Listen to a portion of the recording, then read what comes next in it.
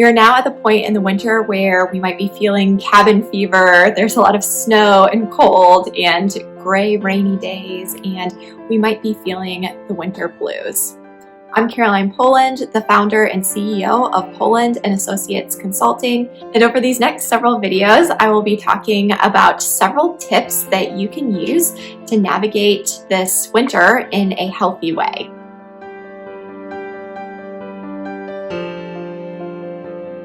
My next strategy is to make sure that you aren't isolating and that you are engaging in social connections. And even if we have to engage in physical distancing, again, whether it's because of the pandemic or in future years with just flu season or just bad weather in general, there's a lot that happens in the winter that keeps us a little bit more disconnected from people in general, and we want to make sure that we aren't isolating. Isolation is a fuel for depression, and so even if we have to stay home, we want to make sure that we are engaging in that social engagement system that we as individuals have. We want to make sure that we are utilizing our social connections. So again, that could be doing something online with friends, or making sure that you are regularly calling people or reaching out, engaging in a community of people. We aren't meant to do life alone, and our nervous systems regulate and co-regulate off of other people. So we want to make sure that even in physical distancing situations, we really need to make sure that we aren't isolating, to make sure that we are keeping our mood elevated and engaging in that social connection. My next tip is that if you are really struggling, reach out to a counselor. Again, we're not meant to do life alone, and even with friends and family in our life, friends and family can't be our counselor, and counselors are able to stay a little bit more objective and are trained specifically in helping people walk through situations like this. So reach out to a counselor if you are struggling and get some support and help. It doesn't mean that you are weak. It doesn't mean that you're less than. It doesn't mean that you're failing at something that you should be doing. We all have physical health and we all have mental health. And just like we need a doctor, most or all of us can benefit from having a counselor. And just as we need to be proactive and reactive with our physical health, we need to be proactive and reactive with our mental and our emotional health as well. So reaching out and connecting to a counselor and talking to them about how to best navigate the situation that you particularly find yourself in might be helpful in navigating the winter and, any number of different things that you might be going through in your life. And then my final strategy is to create an emotional coping plan or a winter survival kit for yourself that allows you to be proactive about planning for those moments that feel hard. Those days that hit that you're just dragging and it's hard to get motivated or feel alert, or you just kind of feel brain foggy and numb or disconnected. What are you going to do? As humans, we're all going to hit moments where we feel that way. And so by being proactive and being engaged intentionally in your life for planning for those moments will allow you to, when those moments happen, go to that plan, pick it up and say, okay, my past self has planned for this moment and I have created a plan so that I can bring myself back into that window of tolerance, so that I can help my body wake up and feel alert. I can know who I need to reach out to. I know what I need to do to help my body get back to where it needs to get to and help me to regulate through those days.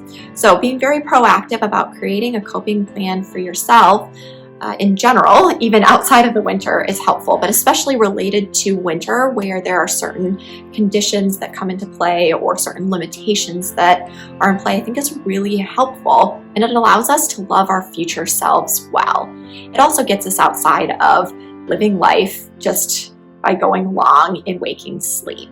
And so it allows us to be very intentional, engaged in our lives and creating a plan for health and wellness. Remember that wellness isn't just the absence of the negative. Wellness is about the presence of the positive in our life. And so we can be healthy and well and still struggle. That ties into the both and way of looking at things and conceptualizing our lives. We can still be struggling with something. We can still have hard situations And we can engage in wellness, we can be well because we have the presence of positive factors in our life. That allows us to be resilient, it allows us to regulate within that window of tolerance, and it allows us to stay healthy even in the face of difficult situations.